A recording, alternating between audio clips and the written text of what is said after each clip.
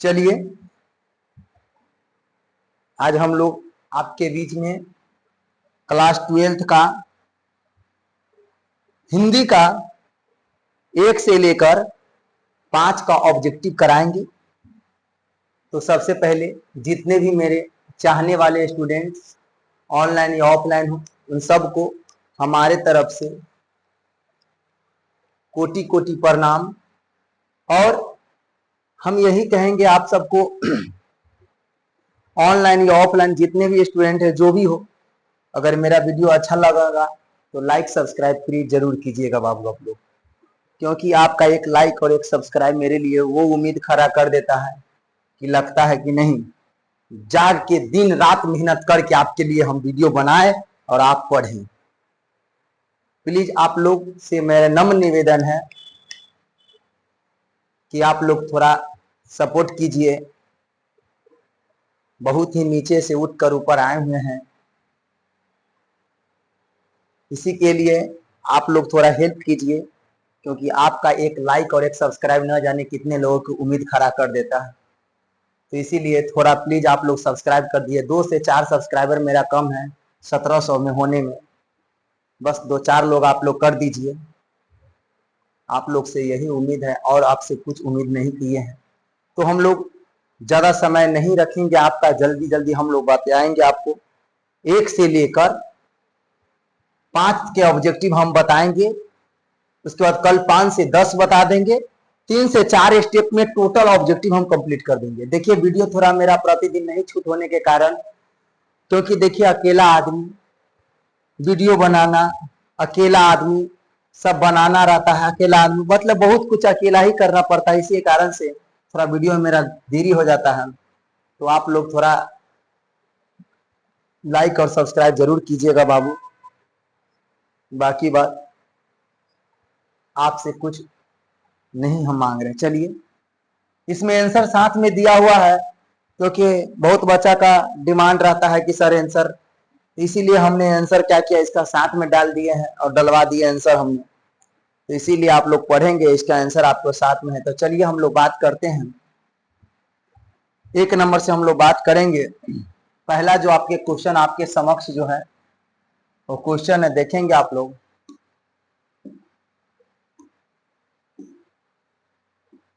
Chapter का नाम है बातचीत। क्या है? बातचीत। चैप्टर का नाम है आपके पास बातचीत है।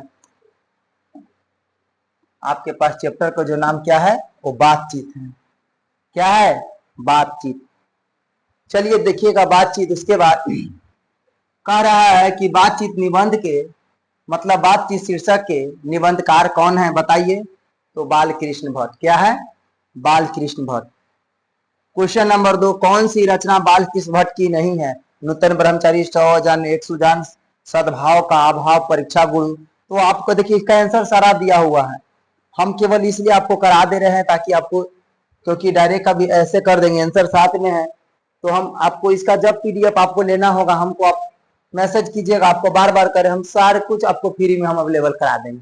आप मैसेज कीजिएगा, हम आपको फ्री में अवेलेबल आपको कर देंगे, ये पीडीएफ दे देंगे। ठीक है।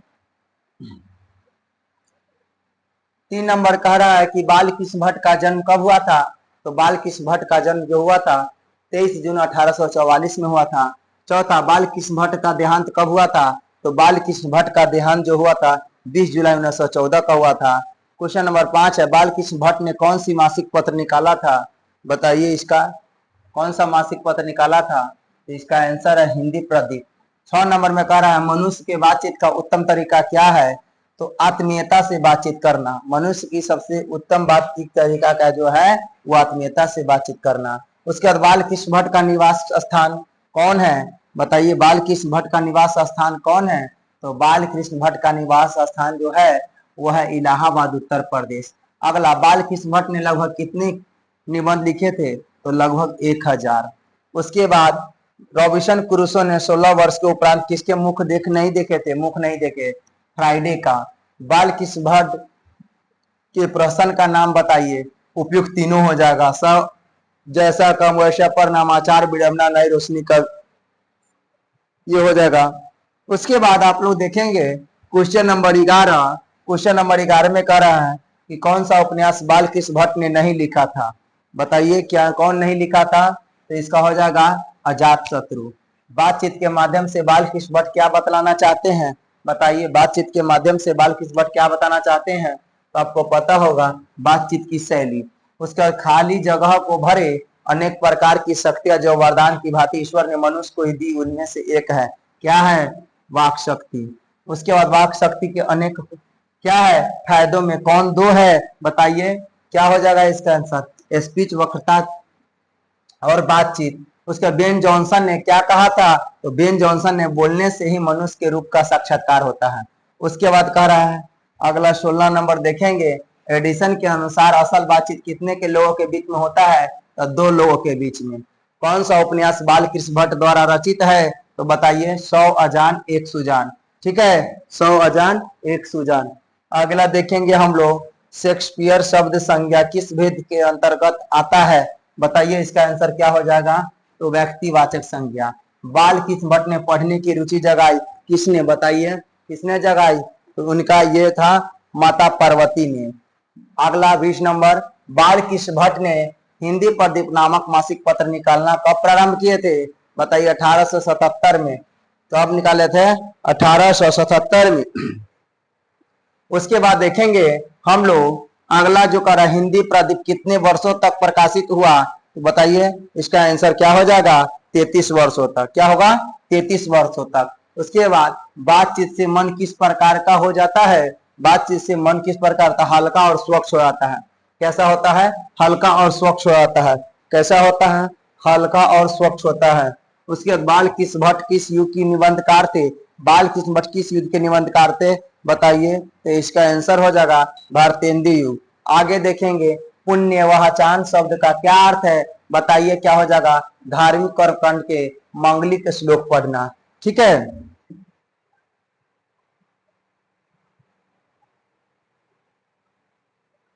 उसके बाद देख रहे हैं कह रहे हैं अगला अगला कह रहा है बउआ, देखेंगे चमनिस्तान का क्या अर्थ होता है, तो चमनिस्तान का अर्थ होता है हरे भरे बागों का इलाका। आगे देखेंगे बाल कृष्ण भट्ट क्या नहीं थे, बाल कृष्ण भट्ट क्या नहीं थे, बताइए पत्रकार, महाकार, निबंधकार। क्या हो जाएगा, बताइए क्या नहीं थे बाबू, क्या नहीं थे, बताइए। तो बाबू इसका आंसर जो हो जाएगा ऑप्शन बी, ऑप्शन बी हो जाएगा इसका आंसर।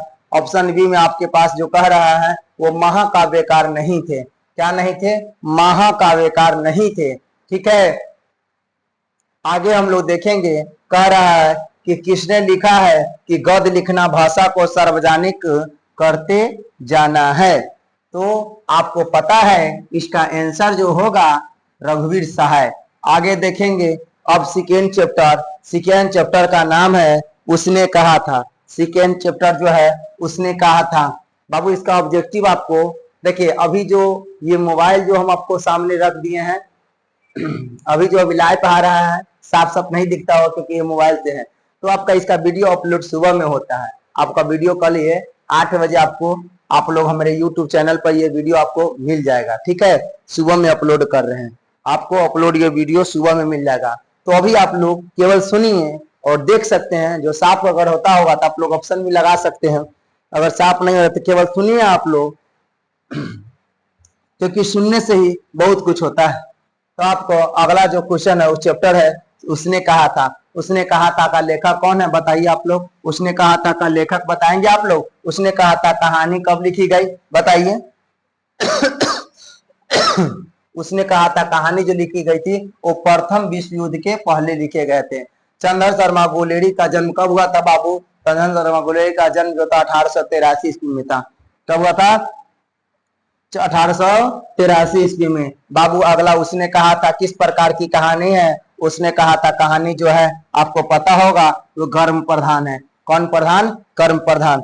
चलिए आगे देखेंगे चंद्रधर शर्मा गुलेरी का मृत्यु कब हुई थी, तो चंद्र शर्मा गुलेरी का जो मृत्यु हुआ था 1922 में हुआ था। कब हुआ था, 1922 में हुआ था। आगे उसने कहा था कहानी के लेखक कौन है, तो उसने कहा था कहानी के लेखक बाबू चंद्रधर शर्मा गुलेरी जी है। कौन है, चंद्र शर्मा गुलेरी जी। आगे देखेंगे उसने कहा था कहानी में किस शहर का चित्रण किया गया है, बताइए। उसने कहा था कहानी में किस शहर का चित्रण किया गया है, तो आपको पता होगा इसका आंसर जो हो जाएगा वो ऑप्शन ए होगा बाबू। इसका नाम है अमृतसर पंजाब। अमृतसर पंजाब हो जाएगा। आगे बढ़ते हैं। उसने कहा था कहानी कब प्रकाशित की गई थी, तो 1915 में। उसने कहा था कहानी कब प्रकाशित किया गया था, 1915 में। ठीक है, उसने कहा था कहानी कब प्रकाशित किया गया था, 1915 में किया गया था। आगे बढ़े। उसने कहा था कहानी को कब प्रकाशित किया गया, 1915 में। ठीक है, उसने कहा था कहानी को कब प्रकाशित किया गया था, 1915 में किया गया था।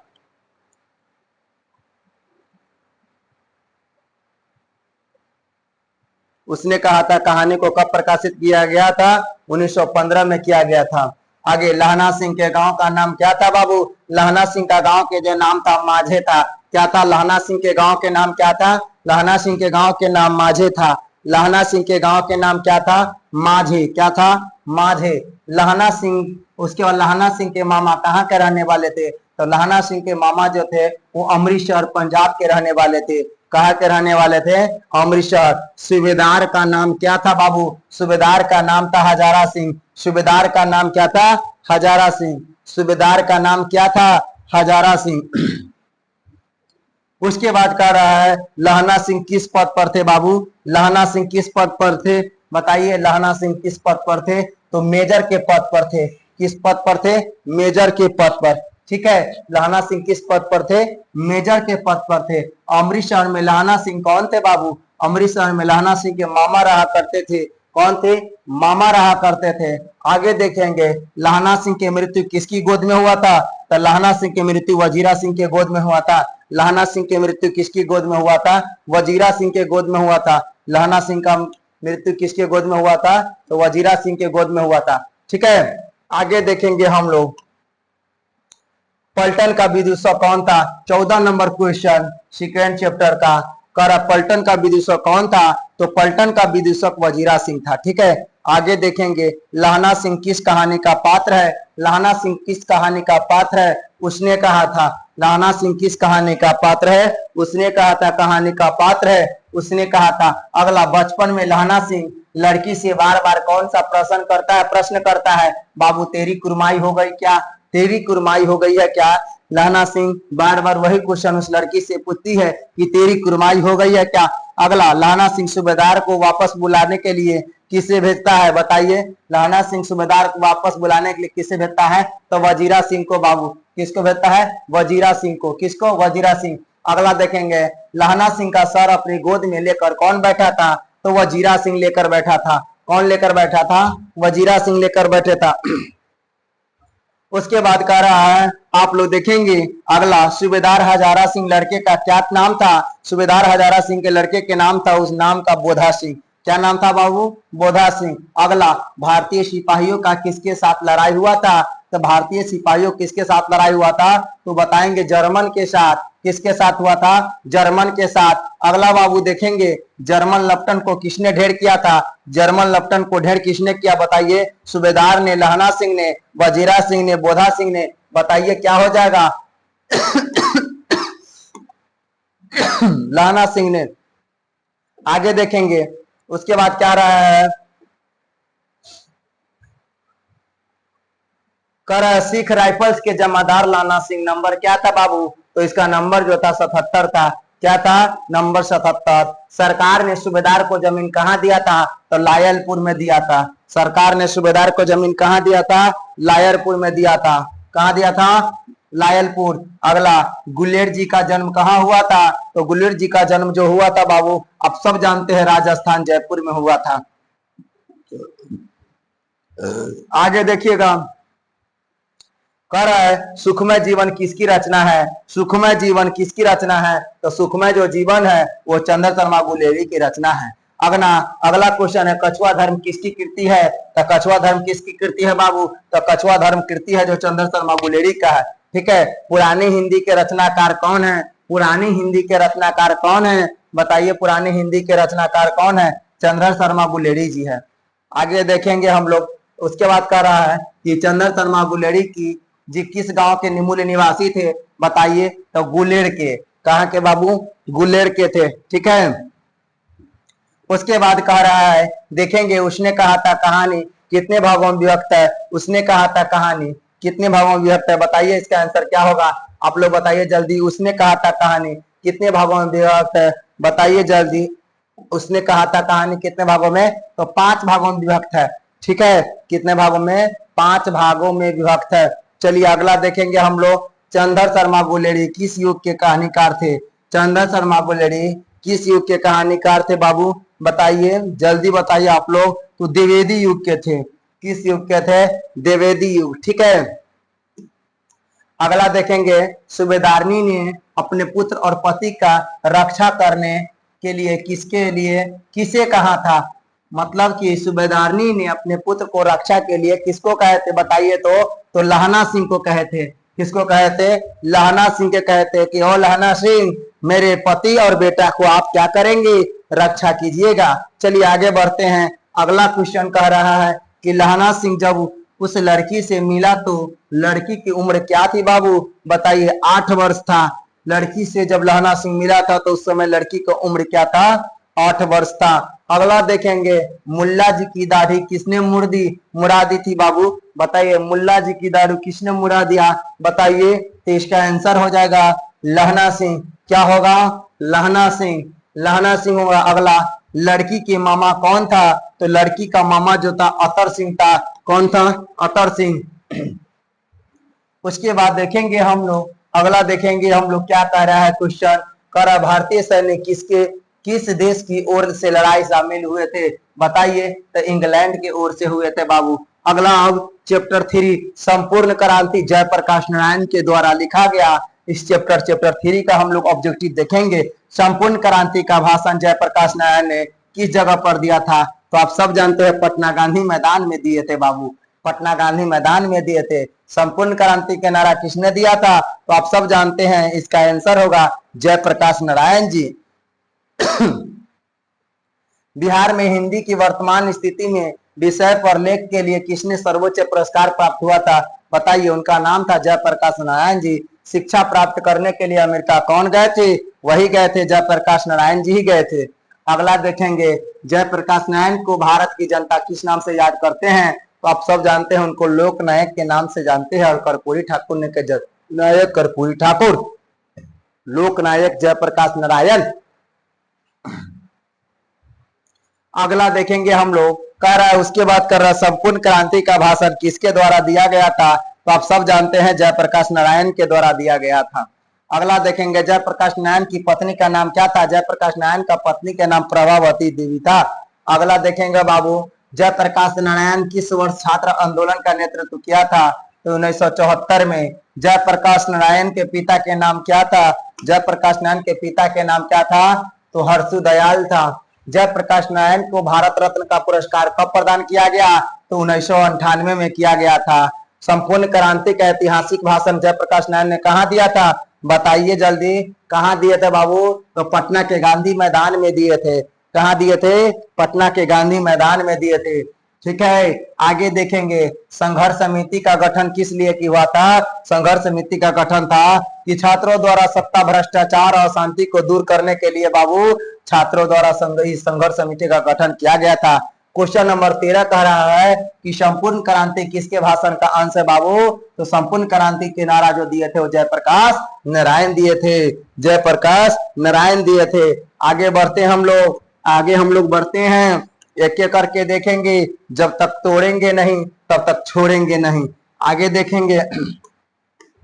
अगला क्वेश्चन जो कह रहा है आपके समक्ष जो क्वेश्चन है, कह रहा है किसने कहा था कि अभी ना जाने कितने मीलों इस देश की जनता को जाना है? बताइए कौन कहा था? बताइए इसका आंसर क्या हो जाएगा? जवाहरलाल नेहरू ने कहा कि ना जाने अभी देशों की लोगों के कितना दूर जाना है, मतलब कितना मील दूर जाना है। आगे देखेंगे बाबू। कह रहा किस अस्पताल में रामधारी सिंह दिनकर की निधन हुआ था? किस अस्पताल में रामधारी सिंह दिनकर का निधन हुआ था? बताइए जल्दी। बताइए क्या होगा? विलिंगडन नर्सिंग होम में। आप सब जानते होंगे विलिंगटन नर्सिंग होम में हुआ था।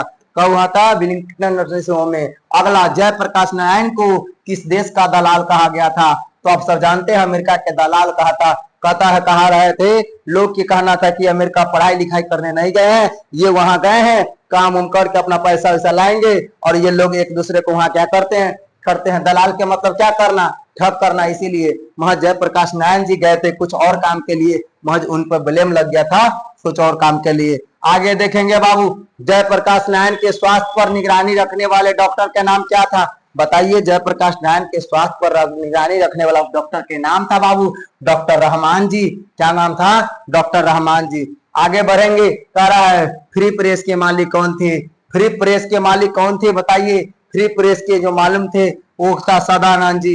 फ्री प्रेस के मालिक कौन थे, सदानंद जी थे, ठीक है। उसके बाद कह रहा है, देखेंगे उसके बाद जयप्रकाश नारायण जी आईएएस की परीक्षा कहां से दी, आईएससी की परीक्षा, इंटर साइंस की परीक्षा जो दिए थे वो बिहार विद्यापीठ से दिए थे बउआ। कहां से दिए थे, बिहार विद्यापीठ से। लेनिन की मृत्यु किस वर्ष हुई थी, लेनिन की मृत्यु किस वर्ष हुई थी बताइए। ये सब तो आप जानते होंगे, इसे तो बहुत आसान ऑब्जेक्टिव 1924 में है, ठीक है। आगे देखेंगे जयप्रकाश नारायण मार्क्सवादी कब बने थे, तो जयप्रकाश नारायण मार्क्सवादी 1924 में ही बने थे। जयप्रकाश नारायण मार्क्सवादी कब बने थे, तो 1924 में ही बने थे। आगे देखेंगे बाबू, फणीश्वर नाथ रेणु किताब का क्या है, तो फणीश्वर नाथ नेहरू का जो किताब का नाम था वो मैला आंचल था। आगे देखेंगे बाबू, 1974 में बिहार के मुख्यमंत्री कौन थे, तो अब्दुल गफूर थे। 1974 में बिहार के मुख्यमंत्री कौन थे बाबू, तो अब्दुल गफूर थे। आगे देखेंगे जयप्रकाश नारायण का जन्म कब हुआ था, जयप्रकाश नारायण का जन्म कब हुआ था, 11 अक्टूबर 1902 को हुआ था। जयप्रकाश नारायण का मृत्यु कब हुआ था बाबू, बताइए। जन्म कब हुआ था, मृत्यु नहीं, जन्म 11 अक्टूबर 1902 का। आगे देखेंगे रिकंस्ट्रक्शन ऑफ इंडियन पॉलिटी किसकी रचना है, तो बताइए जयप्रकाश नारायण की रचना है, ठीक है। आगे देखेंगे माटी की मूर्ति रचना किसकी है, तो माटी की मूर्ति रचना राम वृक्ष बेनीपुरी जी का है। आगे देखेंगे हम लोग कह रहे हैं कि दिनकर जी किस लिए प्रसिद्ध थे, बताइए। उपन्यास के लिए, संगीत के लिए, मूर्ति निर्माण के लिए, साहित्य के लिए, साहित्य रचना के लिए, बताइए क्या हो जाएगा, क्या हो जाएगा बउआ, आप लोग बताइए। तो साहित्य रचना के लिए थे। आगे देखेंगे हम लोग, कह रहा है कि जयप्रकाश नारायण जब वेलोरो अस्पताल जा रहे थे तो वहां कहाँ रुके थे, बताइए आप लोग। मद्रास में रुके थे। कहाँ रुके थे, मद्रास में रुके थे। कहाँ रुके थे, मद्रास में। कहाँ रुके थे, मद्रास में रुके थे। जयप्रकाश नारायण का जन्म कहाँ कब हुआ था, तो जयप्रकाश नारायण का जन्म 1902 में हुआ था। उसके बाद इंडियन एक्सप्रेस के मालिक कौन थे, इंडियन एक्सप्रेस के मालिक रामनाथ गोयनका जी थे। जयप्रकाश नारायण हिंदू विश्वविद्यालय में प्रवेश क्यों नहीं चाहते थे, तो बता होगा क्योंकि वहां की सरकारी फंड प्राप्त होता था, इसलिए वो सरकारों के दलालों से बचा रहना चाहते थे। इसे लोकनायक के नाम से जानते हैं, तो जयप्रकाश नारायण को लोकनायक के नाम से जानते हैं। अपना देश के पिछड़ा हुआ बावजूद भी इसने हमने लोकगीत की स्थापना की। यह कथन किस पाठ से संबंधित है, बताइए जी कौन होगा, संपूर्ण क्रांति हो जाएगा। इसका आंसर क्या होगा, संपूर्ण क्रांति। आगे देखेंगे गरीब की बेरोजगारी बढ़ती जाती है, कहां से है, बताइए किस चैप्टर से है, तो आप सब जानते हैं संपूर्ण क्रांति जो भाषण था उसी में ही लिखा गया बात है। आगे देखेंगे जयप्रकाश नारायण के बचपन का क्या नाम था, तो जयप्रकाश नारायण के बचपन के जो नाम था वो बाउल था। क्या था बाबू, बाउल था। आगे देखेंगे, अब आइए चैप्टर 4 में, कहा कह रहा है, चैप्टर 4, चैप्टर 4 में आइए। चैप्टर 4 का क्या कह रहा है, चैप्टर 4 में कह रहा अर्धनारीश्वर। अर्धनारीश्वर में किसके द्वारा लिखा गया है, बताइए। अर्धनारीश्वर शीर्षक निबंध के निबंधकार के नाम बताइए, कौन होगा, रामधारी सिंह दिनकर होगा बउआ। कौन हो जाएगा, रामधारी सिंह दिनकर। कौन होगा, रामधारी सिंह दिनकर हो जाएगा।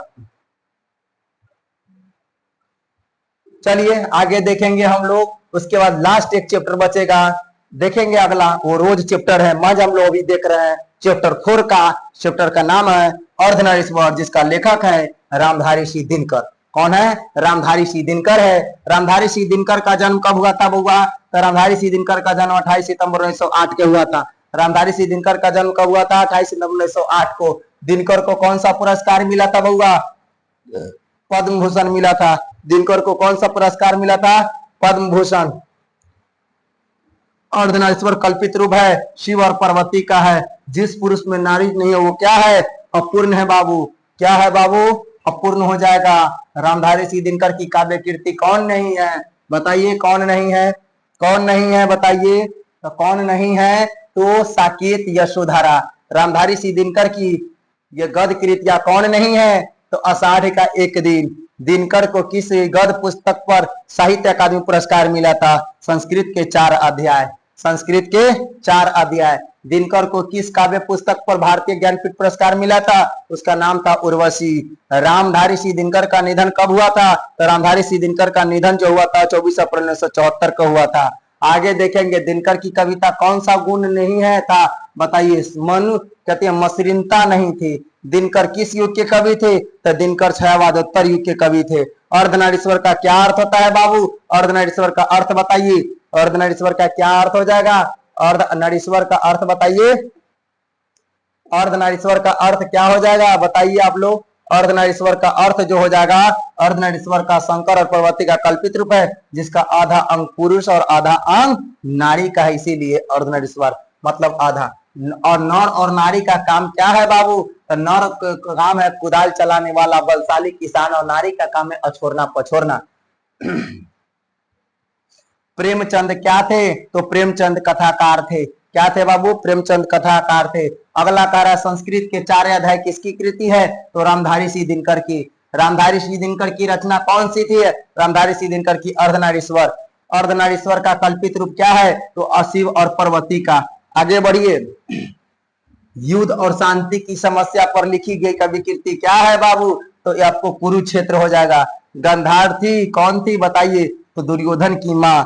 ठीक है, दुर्योधन की माँ थी। चलिए आगे देखेंगे हम लोग एक सूर से देखते चलेंगे, रुकना नहीं है, एकदम नहीं। पुरुष रूप तो वृक्ष बन गया, पर नारी तो उसने क्या कह दिया बताइए? बना दिया। बताइए क्या बना दिया? तो बना दिया आपको छाया बना दिया। कामनी अपने साथ कैसी शांति लाती है? बताइए। यामिनी जैसी शांति लाती है। कामनी अपने साथ कैसी शांति लाती है? यामिनी जैसी। दिनकर जी का जन्म कहाँ हुआ था? दिनकर जी का जन्म सिमरिया में हुआ था। सिमरिया कहाँ पड़ता है? बेगूसराय पड़ता है। रामधारी सिंह दिनकर का जन्म कब हुआ था बउआ? रामधारी सिंह दिनकर 1908 में जन्म हुआ था। ठीक है, आगे देखेंगे। रामधारी सिंह दिनकर को हम लोग क्या कहते हैं? राष्ट्रीय कवि के नाम से भी जानते हैं। दिनकर जी को भारतीय ज्ञानपीठ पुरस्कार के किस कृति पर मिला था? तो आप सबको पता है कि इनका नाम था उर्वशी। क्या नाम था? उर्वशी। अर्धनारीश्वर किसकी रचना है? तो बाबू दिनकर जी का है। कौन से रचनाकार बिहार से संबंधित है? तो उनका आंसर हो जाएगा रामधारी सिंह दिनकर। उसके बाद किस रचनाकार की पंक्ति? नारी स्वपन नारी सुगंध और नारी पुरुष की बाह पर झूलती हुई जूही की क्या है? माला है। बताइए। तो इसका आंसर हो जाएगा, आप सबको पता होगा। बताइए क्या हो जाएगा? रामधारी सिंह दिनकर हो जाएगा। अगला देखेंगे।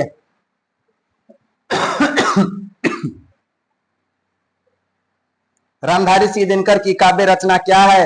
रामधारी सिंह दिनकर के काव्य रचना परशुराम की प्रतीक्षा।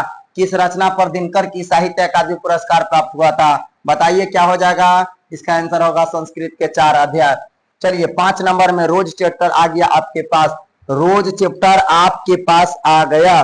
चैप्टर 5 लास्ट चैप्टर है, इसमें जोर शोर से हम लोग देखेंगे इसको। रोज शीर्षक कहानी के कहानीकार कौन है? बताइए कौन होगा? इसका आंसर हो जाएगा सच्चिदानंद हीरानंद वत्साय अज्ञेय, जिसको हम लोग शॉर्टकट में अज्ञेय कहते हैं। अज्ञेय जी का जन्म कब हुआ था? तो अज्ञेय जी का जन्म 7 मार्च 1911 के हुआ था। अज्ञेय जी के पिता के नाम क्या था? तो हीरानंद शास्त्री थे। ठीक है। रोज क्या है बउआ? तो रोज एक कहानी है। मालती किस कहानी की पात्र है? तो रोज का। ठीक है, तो उसके बाद हम लोग देखेंगे, फिर आगे देखेंगे अज्ञेय जी का जन्म कहाँ हुआ था? अज्ञेय जी का जन्म कसिया कुशीनगर उत्तर प्रदेश में हुआ। अज्ञेय जी का निधन कब हुआ था? बताइए। अज्ञेय जी का निधन जो हुआ था 4 अप्रैल 1987 को हुआ था। अज्ञेय जी कहाँ के मूल निवासी थे? तो अज्ञेय जी करतारपुर पंजाब के मूल निवासी थे। रोज कहानी के नायिका कौन है? तो रोज कहानी के नाम मालती थी। कौन थी? मालती। शिशु का नाम क्या था? तो मालती के शिशु के नाम टीटी था। अतिथि मालती के यहाँ कैसे पहुंचा? अतिथि पैदल पहुंचा था बेचारा। लेखक मालती के घर पहुंचने के लिए कितना पैदल चला था? तो 18 मील पैदल चला था। मालती के पति क्या थे? तो मालती के पति जो थे वो डॉक्टर थे। क्या थे? डॉक्टर। मालती के पति डॉक्टर थे। रोज नामक कहानी के लेखक कौन है? अज्ञेय जी। रोज कहानी में मालती के पति का नाम क्या है बउआ? बताइए मालती का जो नाम था वो महेश्वर था। रोज शीर्षक कहानी का पूर्व नाम क्या था? तो गैंग्रीन नाम था। रोज कहानी में मालती को अखबार का टुकड़ा मिलता था, बताइए उसमें आम लिपटा हुआ रहता था। किस पाठ में आया है 3 बज गए, 4 बज गए, 11 बज गए? तो रोज चैप्टर में। किस पाठ में आया दोपहर में उसने आंगन में पैर रखते मुझे ऐसा जाना पड़ा, उसे फिर किसी सब छाया है, बताइए वही चैप्टर के नाम है बउआ रोज। नदी के दीप किसकी रचना है? अज्ञेय जी का। नदी के दीप किसकी रचना है? अज्ञेय जी का है। बचपन में खेलने के लिए सच्चिदानंद हिरण बसाए अज्ञेय कौन सा नाटक लिखा था? तो उसका नाम था इंद्र सभा।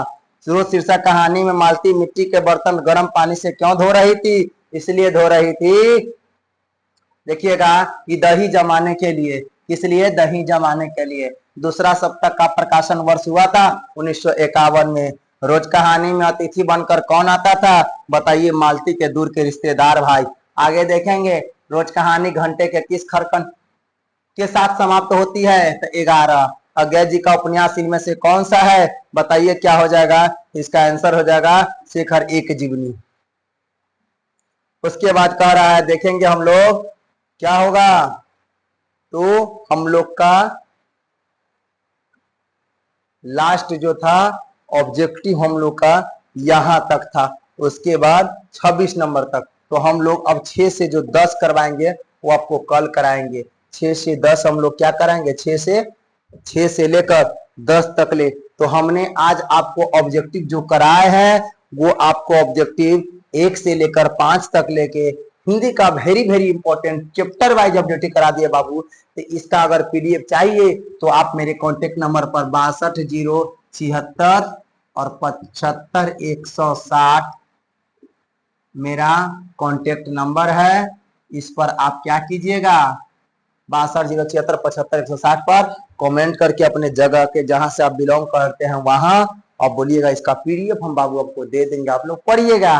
अरे हम आपका 1 रुपया भी अभी आपसे नहीं मांग रहे, सिर्फ आपसे मांग रहे हैं कि एक लाइक और सब्सक्राइब कर दीजिएगा।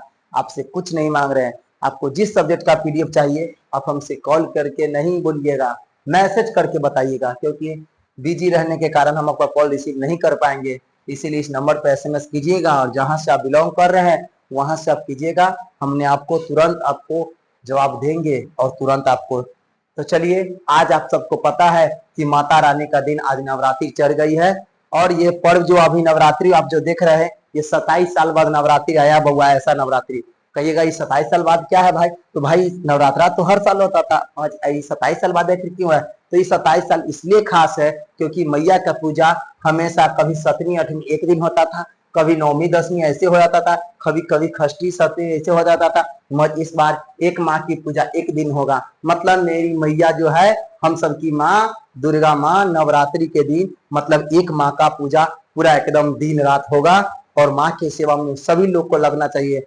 नवरात्रि है इसीलिए आप सबकी माँ मनोकामना पूर्ण करे। ये माँ इस बार मेरे जितने भी चाहने वाले स्टूडेंट है ऑनलाइन ऑफलाइन सभी को इस बार इतना अच्छा नंबर दे दे माँ, क्योंकि लागे कि ना मज। हाँ माँ भी नंबर तब देंगे जब आप मेहनत करेंगे तभी माँ नंबर देंगे। बिना मेहनत करने वाले को नहीं मिलता है नंबर। अब जो बच्चा अभी सोए होगा वो कहाँ से बच्चा को नंबर मिलेगा? मैया कहेगी कि जब मास्टर साहब पढ़ावत रहे तो तू सुतत रहे, तू सुतत रहे तो तोरा नंबर कैसे मिली? मतलब जो सोया से खोया जो जागा से पाया, हमेशा जगे रहिए। आप ध्यान दीजिए। अरे भाई हम आएंगे पढ़ाएंगे जरूर, नहीं तो आप मैसेज कीजिए कब पढ़ाइएगा कब पढ़ाइएगा सर, पढ़ाइए पढ़ाइए। आप हमें इतना परेशान करिए कि नहीं हमको मजबूरी में क्लास, हम तो लेंगे ही क्लास में। आपकी प्रेशर रहेगा तो एकदम नियम अनुसार समय से। नहीं भाई मेरे बच्चे एकदम लगे हुए हैं, मज आप लोग में नहीं है तो चलिए कोई बात नहीं है। आप लोग अच्छे से रहिए, खूब पढ़िए और खूब लोग आप लोग मेला घूमिए और क्लास भी आइए। जो ऑफलाइन स्टूडेंट है क्लास मत छोड़िए बउआ, क्योंकि अब क्लास छोड़िएगा तो दिक्कत हो जाएगा। लाइफ में मेला, जिंदगी में सब दिन मेला है, समझ रहे कि ना? मेला सब दिन है। इसीलिए आप लोग क्लास कीजिए। क्लास नहीं कीजिएगा तो इसका परिणाम आपको बहुत भुगतना पड़ेगा। इसका परिणाम आपको ऐसा मिलेगा आप सोच नहीं सकते हैं।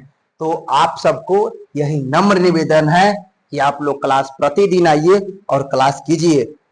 खास यही बात है क्योंकि देखते हैं कि बच्चा सब जगह मेला चढ़ गया है, मतलब कि दशहरा चढ़ गया। ठीक है क्लास नहीं आया कोई बात नहीं है, तो मैसेज कर दे कि भैया आज नहीं आ पाए या सर नहीं आ पाए, बस आप लोग क्लास आइए।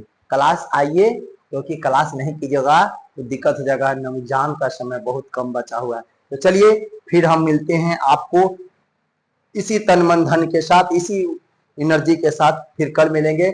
आप सबको हैप्पी नवरात्रि, नवरात्रि के हार्दिक शुभकामनाएं।